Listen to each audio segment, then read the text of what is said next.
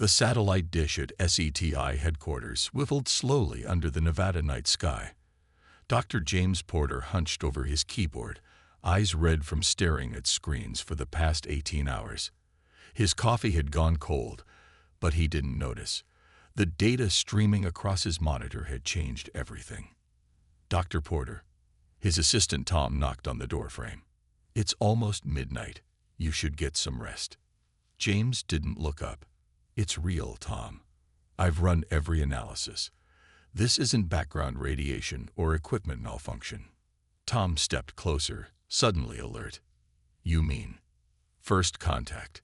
James finally leaned back, rubbing his tired eyes. The signal is artificial and definitely not from Earth. Within hours, government officials descended on the facility. The president addressed the world the following day, announcing humanity's first contact with an alien civilization.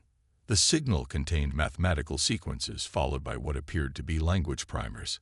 Scientists worldwide collaborated to decode the message. Initial translations seemed peaceful, greetings from a species calling themselves the Dominium, expressing desires for cultural exchange. Dr. Porter led the xenolinguistics team tasked with building a translation matrix. After 3 weeks of non-stop work, he noticed something troubling in the deeper structure of the alien language. These symbols here, he pointed out during an emergency meeting with military officials.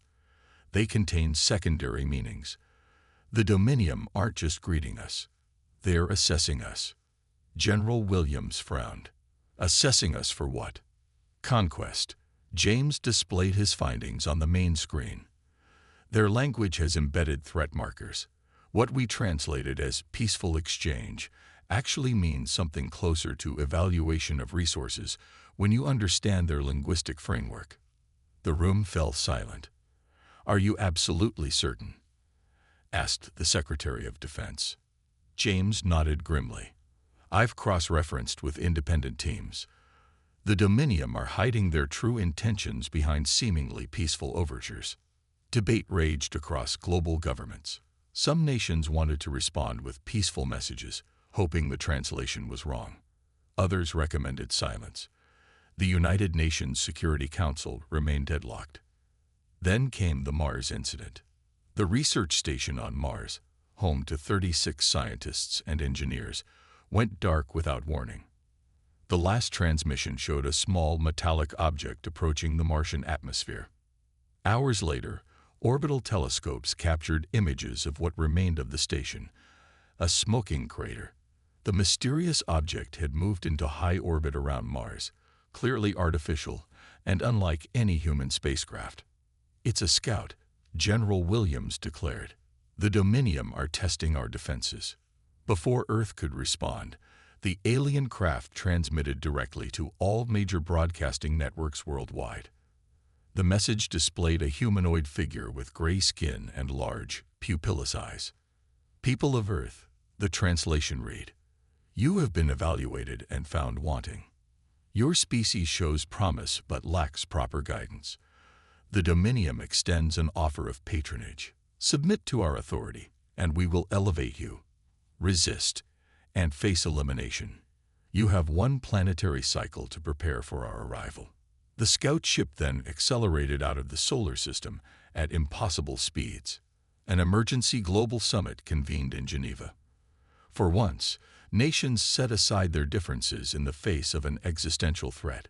They destroy our Mars station without provocation, said President Adams. This was never about peaceful contact.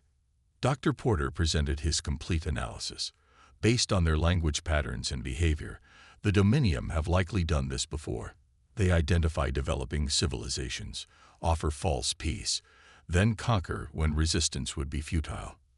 Then we need to be ready when they return, General Williams stated, and they won't expect that. The summit ended with the formation of the Global Defense Initiative. Humanity would prepare in secret, appearing vulnerable while building its strength. They would let the Dominium believe their intimidation had worked. As Dr. Porter left the summit, he looked up at the stars, wondering what other secrets those distant points of light held. Humanity had received its warning. Now they would use it. 50 years can change a world. In the decades following the Dominium's threat, Earth transformed itself, but from space, nothing seemed different. Farm fields still grew crops. Cities still lit up the night side.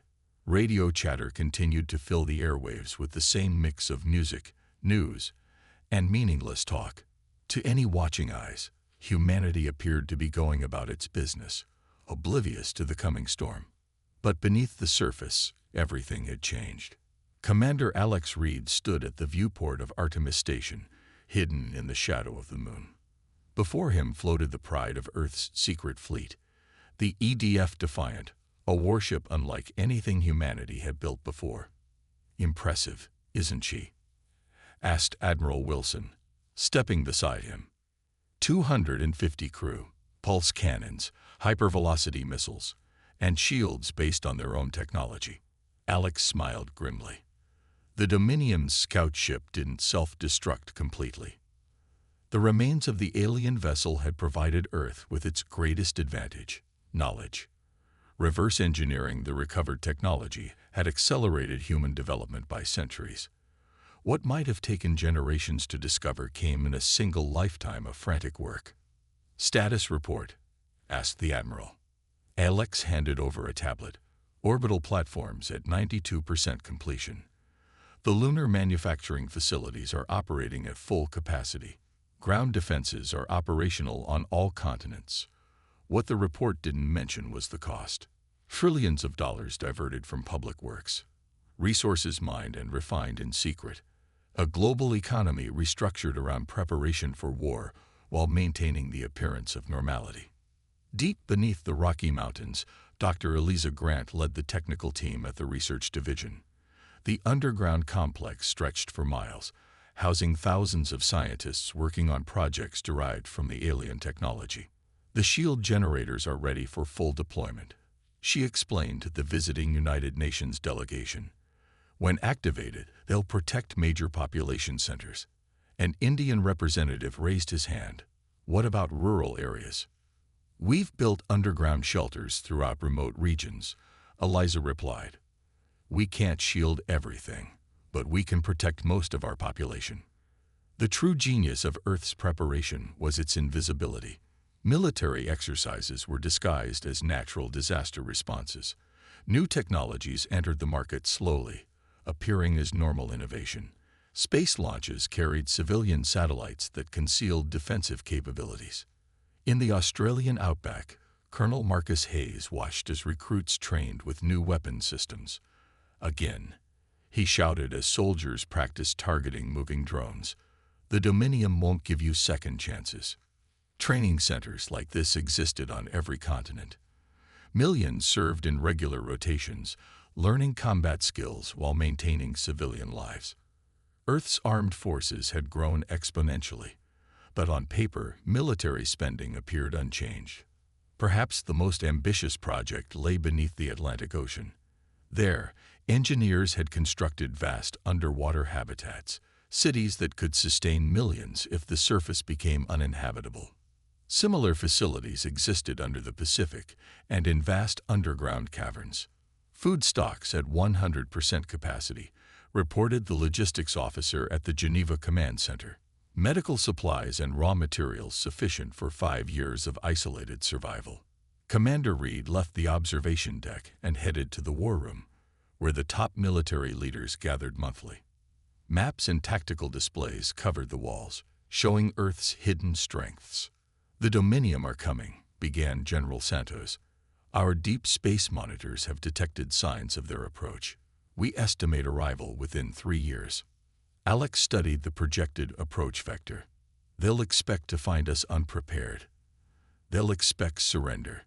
Instead, they'll find a hornet's nest," said the Chinese general. "One they stuck their hand into 50 years ago." As the meeting concluded, Alex returned to the viewport, watching as shuttles carried workers to and from the hidden fleet. Humanity had learned its lesson from first contact. They had maintained radio silence toward deep space. They had hidden their advancements. They had prepared. The Dominium were coming to collect a supposedly easy conquest. Earth would be ready to deliver a very different message. The first signs were subtle. Distant monitoring stations in the Kuiper Belt registered unusual gravitational distortions. Then came light anomalies near Neptune, brief flashes that didn't match any known celestial phenomena. The warnings spread through Earth's hidden communication network. They had arrived. Captain Lara Wilson stood on the bridge of Orbital Defense Station Alpha, one of 12 weather monitoring platforms, visible to approaching ships. In reality, the stations were bait, lightly armed, minimally shielded, designed to look like Earth's best defenses. Multiple objects dropping out of faster-than-light travel, reported her sensor officer. Count is 73 vessels, various sizes. Lara took a deep breath. Confirm silent protocol is active. Yes, Captain. All stations maintaining regular weather chatter only. Through the view screen, the Dominium fleet materialized like dark stars against the blackness. Their ships resembled massive insects, chitinous exoskeletons with protruding weapon arrays. The largest was nearly 2 kilometers long, dwarfing anything visibly orbiting Earth. In Geneva, the Global Defense Council watched the feeds. President Thomas Rivera sat with military commanders as the alien armada approached. "They're scanning our planet extensively," said General Williams, "detecting our obvious defenses while missing the hidden ones." The Council had rehearsed this moment for decades. They would appear weak but not defenseless. A civilization that had tried to prepare but failed to achieve the necessary technology. The visible orbital stations, the handful of conventional spacecraft, all were carefully crafted to suggest a desperate but inadequate response to the Dominium's warning. 3 days after their arrival, the aliens made contact. Screens worldwide flickered to show a tall, gray-skinned being with elongated limbs and large black eyes. Admiral Krell of the Dominium spoke in perfect English, the result of decades studying Earth's broadcasts. "People of Earth, we have returned as promised to bring your world into the greater galactic community. Your attempts at defense are noted but insufficient. Surrender your planet and accept our guidance, or face elimination." The message repeated in multiple languages, reaching every corner of the globe. On Orbital Station Alpha, Captain Wilson received new orders. Initiate defensive posture, standard weapons only. Her crew activated the station's visible systems. Outdated missile arrays and weak energy shields. Similar actions occurred across all 12 stations, presenting Earth's apparent best efforts. Admiral Krell watched from his command ship. The readings from the human defenses matched their expectations. Primitive technology, barely worth calling weapons. Their scout's assessment had been correct. They refused to respond, said his second-in-command. "Then we will demonstrate our power," Krell replied. "Target one of their defense platforms. Low-yield weapons only. We wish to preserve the planet's resources." The Dominium flagship fired a single shot. The beam lanced across space and struck Orbital Station Gamma, causing visible damage but not destroying it completely. Inside Station Alpha, Lara felt the deck shake as nearby Gamma took the hit. "Maintain positions," she ordered. "Continue emergency broadcasts." Across all channels, Earth stations began transmitting panicked messages, reports of failures, and desperate pleas for help. All carefully scripted, all designed to convince the Dominium of their advantage. Admiral Krell smiled at the humans' reaction. "Prepare landing forces for key population centers. Target their remaining defense systems." The Dominium fleet spread out, positioning for a global assault. Their scans showed Earth's militaries mobilizing. Aircraft taking off, missile systems activating, all using conventional technologies that posed no threat to them.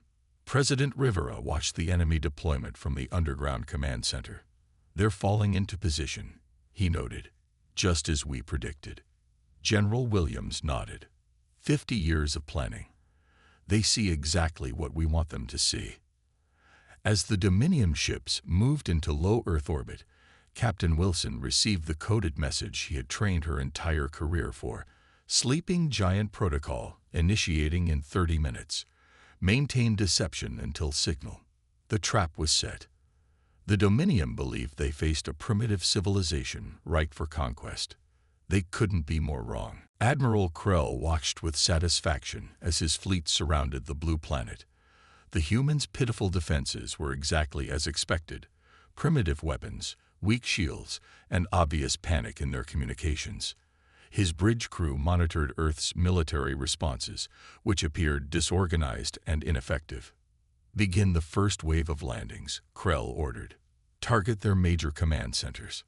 Drop ships detached from the larger vessels, descending toward Earth's atmosphere.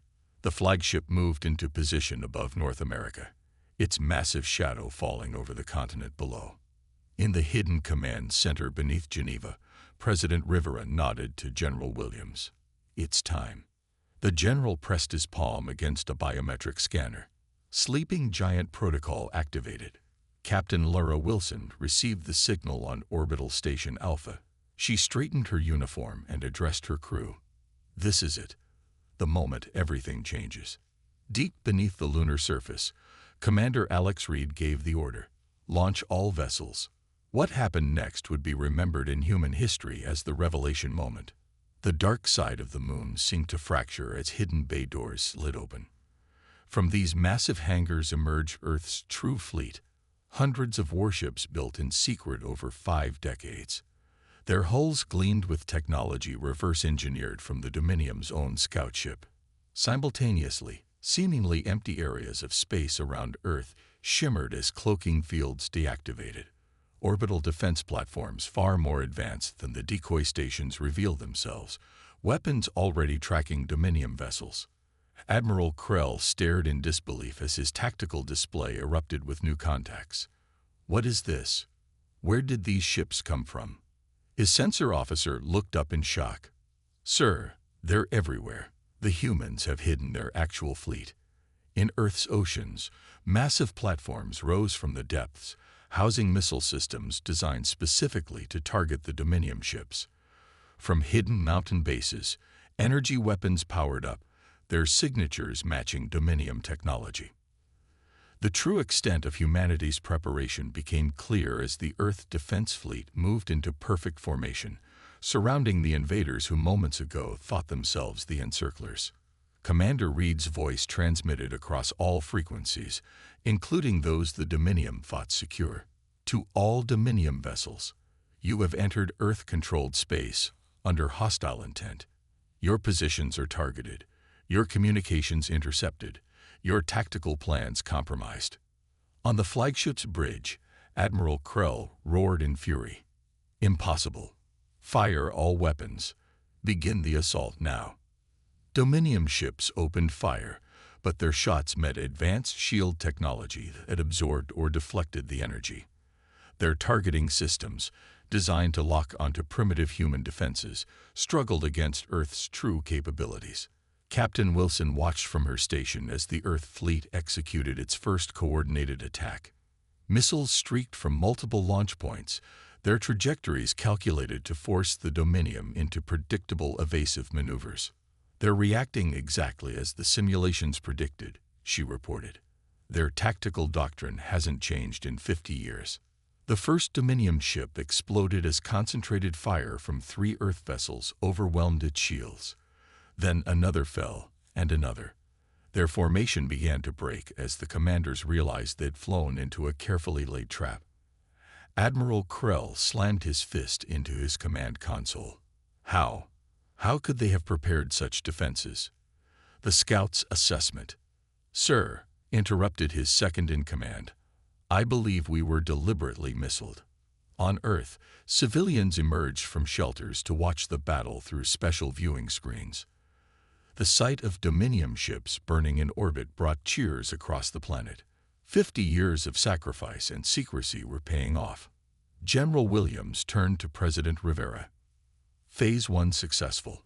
The element of surprise worked perfectly." "And Phase 2?"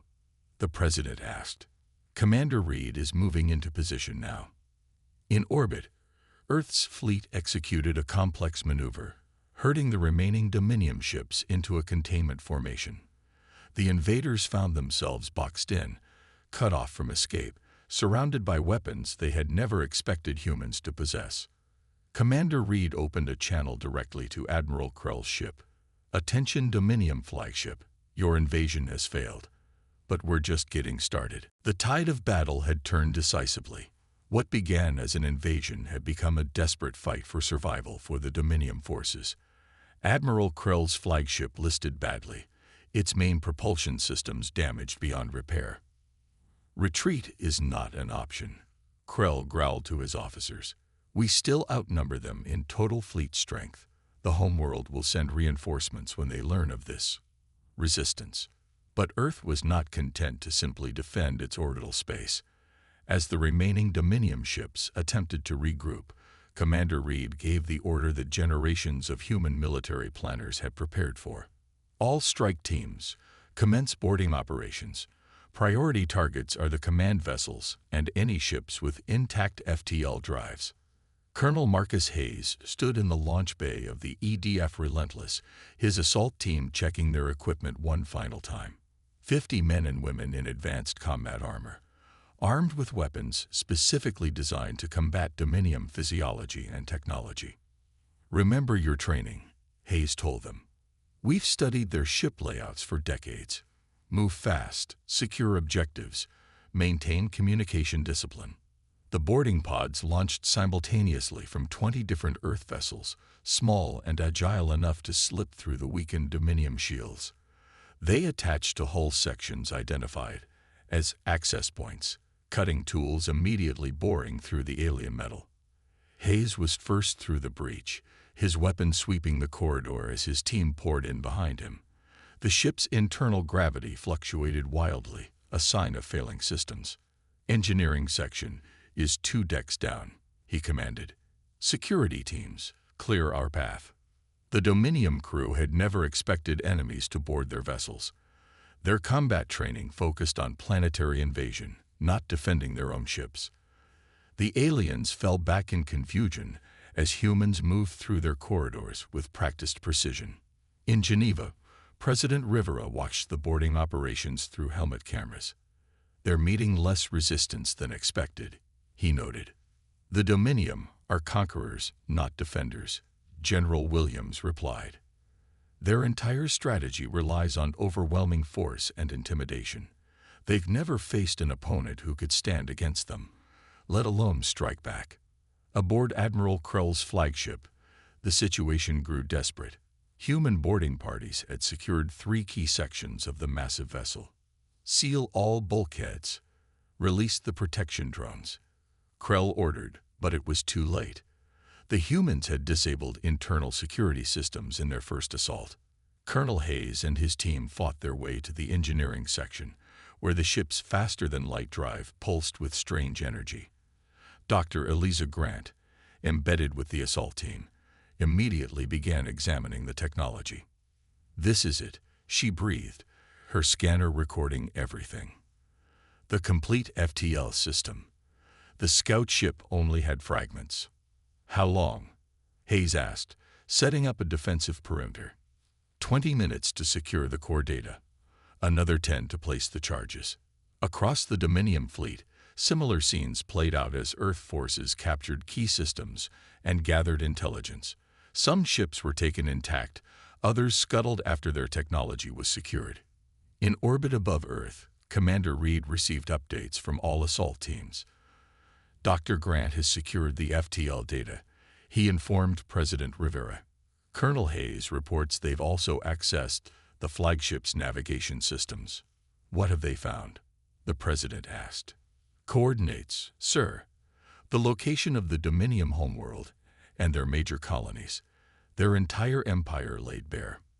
Admiral Krell was captured alive, his bridge stormed by Hayes personally." The alien commander seemed unable to comprehend what had happened. "How?" he demanded as he was secured. "Your world showed no signs of advanced technology. Our scout reported a primitive defense capability." Hayes removed his helmet to look the alien in the eyes. "Your scout gave us exactly what we needed, a warning and a head start. We've been preparing for this day for 50 years. By the battle's end, 17 Dominion ships had been destroyed, 22 captured intact, and the remainder had fled the solar system, limping away with damaged systems. In her laboratory, Dr. Grant began the process of fully understanding the alien FTL technology. With this, she told President Rivera, "We can reach their territories before they can mount another attack." The president nodded gravely. "Then it's time for the next phase. Earth will not wait for them to return with a larger force. We're taking the fight to them." 3 months after the failed Dominion invasion, Earth's new interstellar communication array stood ready. Built using captured alien technology, the massive structure in lunar orbit could transmit messages across vast distances instantly. President Thomas Rivera stood before assembled world leaders in the Geneva headquarters. On screens around them, billions watched the historic broadcast. Today, Rivera began. Humanity speaks not just to the Dominion, but to all spacefaring civilizations. Today, we declare our place in the galactic community. Dr. Eliza Grant made final adjustments to the transmission equipment. The message they were about to send had been carefully crafted by linguists, psychologists, and military strategists, a perfect balance of diplomacy and strength. "Transmission ready, Mr. President," she reported. Rivera nodded. "Begin." The message started with mathematics, universal constants that any advanced civilization would recognize. Then came visual imagery, Earth seen from space, human achievements, and cultural expressions. But unlike typical peaceful messages sent by earlier generations, what followed was different. The broadcast showed high-definition footage of the Dominion fleet's defeat, Earth ships moving with precision, alien vessels burning in orbit, boarding parties capturing advanced technology. The message was unmistakable. Then came the final segment. President Rivera faced the camera directly. "To all civilizations capable of receiving this message, I speak on behalf of humanity. We have recently defended ourselves against unprovoked aggression from the empire known as the Dominion. Their forces sought to conquer our world. They found instead that we were prepared." The broadcast switched to the images of Earth's now revealed military capabilities, the hidden fleet, orbital defense platforms, advanced weapon systems. For 50 years, we built our defenses in secret, knowing the Dominion would return. We studied their technology, improved upon it, and waited. When they came, we were ready. Commander Alex Reed watched from the bridge of the EDF Defiant, now upgraded with Dominion technology. His ship led a growing fleet that stood ready to protect Earth, or to strike at distant targets if necessary. "We now possess faster-than-light capabilities," Rivera continued. "We have the coordinates of the Dominion homeworld and their colonial systems. We have the means to reach them." The message showed Earth's newest vessels, already incorporating alien technology, being prepared for deep space missions. But humanity does not seek conquest. We do not wish to follow the Dominion's path of aggression. Instead, we offer this choice: peaceful coexistence or mutual destruction. Colonel Hayes stood beside the captured Admiral Krell, who watched the broadcast with wide, disbelieving eyes. "Your leaders underestimated us," Hayes told him quietly. "Don't make that mistake again." The president's voice grew stronger. "To the Dominion, your invasion force has been defeated. Your technology has been adapted to our use. Your tactical information has been analyzed. Should you attempt another attack, we will not merely defend. We will bring the full force of humanity to your worlds." Across the stars, the message propagated outward, reaching distant civilizations who had never heard of Earth, or who had only known it as another conquest of the Dominion. "To peaceful civilizations, we welcome contact. We offer friendship, trade, and mutual protection against aggressors like the Dominion. Humanity comes in peace, but we are prepared for war." The broadcast concluded with detailed instructions for initiating peaceful contact, alongside specifications of Earth's defensive capabilities that would make any military analyst understand the threat. In the silence that followed, Dr. Grant approached President Rivera. "It's done. The message will reach the Dominium homeworld in approximately 3 days. And other civilizations. We've targeted known star systems where our radio telescopes detected artificial signals. Some may receive it within weeks, others years. In his cell, Admiral Krell finally spoke. You don't understand what you've done. The Dominium rules hundreds of worlds. They will not tolerate this defiance. President Rivera studied the alien carefully. We're counting on their response. One way or another, the galaxy will know that Earth is not to be threatened again. Commander Reed watched Earth rotate peacefully below his ship. For the first time in 50 years, humanity's existence was not a secret. For better or worse, they had announced themselves to the cosmos not as victims, but as equals. 2 months after Earth broadcast its message to the stars, the response came. Not from the Dominium, but from somewhere else entirely. Commander Alex Reed was on routine patrol near Jupiter when the signal appeared. Unlike the aggressive patterns of Dominium communications, this carried a different signature, complex and harmonious. Unknown vessel approaching from Sector 7, reported his sensor officer. It's slowing down, sir, and broadcasting on all frequencies. The ship that emerged from faster-than-light travel was unlike anything humans had seen before. Where Dominium vessels were dark and angular, this craft glowed with soft blue light. Its shape resembled a massive sea creature, organic curves rather than hard edges. No weapon signatures detected, said the tactical officer. Their shields are active but non-aggressive. Reed opened a channel. Unknown vessel, this is Commander Reed of the Earth Defense Fleet. Identify yourself. The response came in perfect English. Greetings, people of Earth. We are the Collective, a union of 12 species from the Sagittarius arm. We received your message. We come in peace. Within hours, 3 more ships arrived from different directions.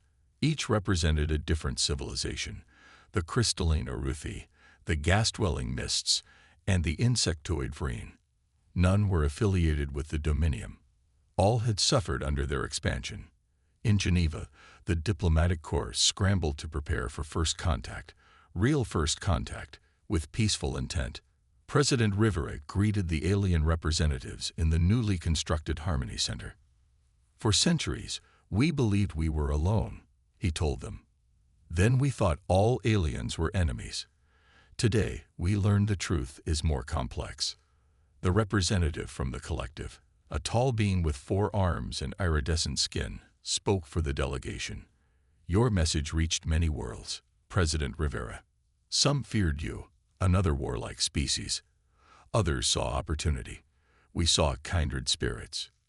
Kindred how? Asked Dr. Grant, who had been invited to represent Earth's scientific community.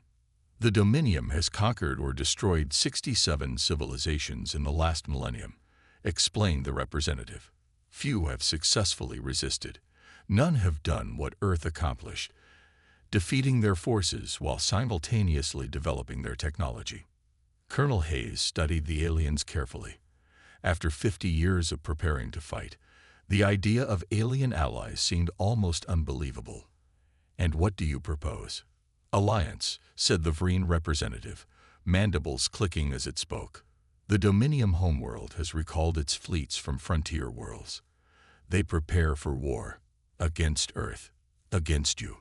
President Rivera exchanged glances with his advisors. We expected as much. We're prepared to defend our system. Alone, perhaps you could, said the Collective representative. But why stand alone when others would stand with you? The proposal came quickly, a defensive alliance between Earth and 7 independent civilizations. Each had technologies the others lacked. Each had reasons to oppose Dominium expansion. Together, they could create something the galaxy hadn't seen in millennia, a balance of power. On the 1-year anniversary of the failed invasion, ships from 12 alien civilizations orbited Earth peacefully. The Interstellar Cooperative Alliance had been formally established, with Earth as a founding member. From the observation deck of the new Geneva space elevator, Commander Reed watched the diplomatic vessels come and go. Beside him stood Dr. Grant, now heading Earth's Xenotechnology Division. "Did you ever imagine this?" she asked. "When we were building those hidden bases 50 years ago, did you think we'd end up here?" Reed shook his head. "We prepared for war. We found partners instead." Below them, Earth continued its transformation. Alien technology had accelerated human development in medicine, energy, and environmental restoration. In return, Earth shared its unique defensive innovations and its cultural wealth. The Dominium had not attacked again.